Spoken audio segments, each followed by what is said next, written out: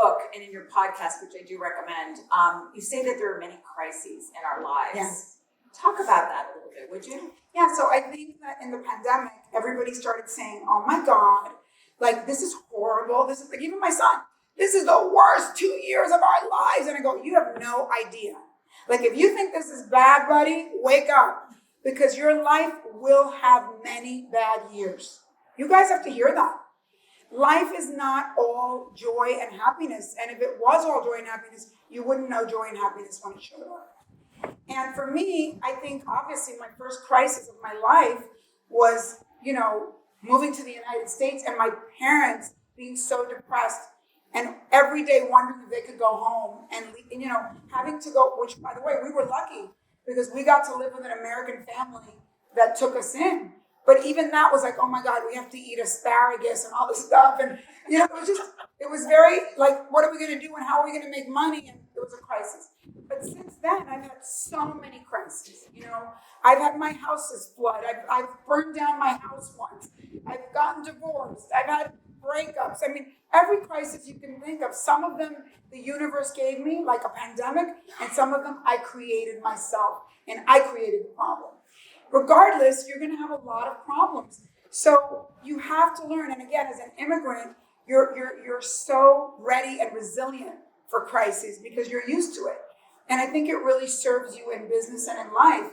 But I think young people think, oh, this is like during college and you're like, this is great. And by the way, enjoy it because thank God you have a wonderful college life because you have to prepare. Crisis will come.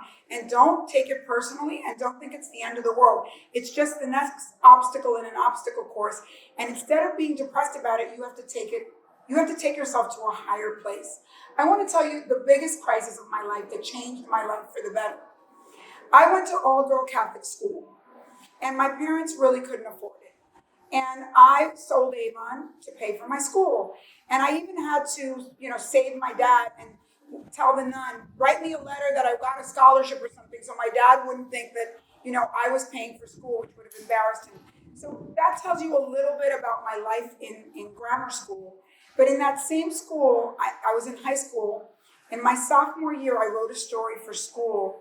And the nun, who was my favorite English teacher, said to me, I don't believe you wrote this story. I think you plagiarized. And I think this is an Ernest Hemingway story. And she suspended me for 3 days. And I went home to my parents and I go, la monja me suspendió. This is horrible. And my mother's like, pídele perdón a la monja. Ask for forgiveness of the nun. Because immigrants are so afraid of authority that they always take the side of authority. And I'm like, Mom, this is crazy. Anyway, in my anger toward my parents, I wrote an article to 17 magazine that weekend about why you shouldn't send your kids to all-girl Catholic school. 3 days later, I go back to school, and the nun was like, I'm sorry, you actually wrote it. I gave you an A. I'm sorry, whatever. And it all went away. But then 3 months later, I got a $100 check in the mail. And 17 magazine decided to publish the article. And I was like, oh my God, no! And when the article came out, my worst fear is that the monja, the nun, called me into the principal's office and said, we don't like your kind here, and she expelled me. And I went home and told my parents, and they're like, eso es lo peor. It's like so shameful for a Latino family. She goes, you are going to go on your hands and knees and beg forgiveness. And I go, why are these people so wimpy? Isn't this the country of Martin Luther King? Why are they not fighting for my rights? And I called the Board of Ed of the state of New Jersey, and thank God the guy that answered was African American, and he was more empowered than my parents. And I said, can these nuns get away with this? And he goes, yeah, they can, because it's a private school and they can do whatever they want, but you don't have to take it. I'm going to get you an interview with the local newspaper, and you're going to tell that I'm very impulsive. And I do the interview with the local paper, and the next day it comes out, Cuban girl gets expelled for First Amendment. And I'm like, ay, Dios mío. And I think in today's world with social media, I would have been Malala.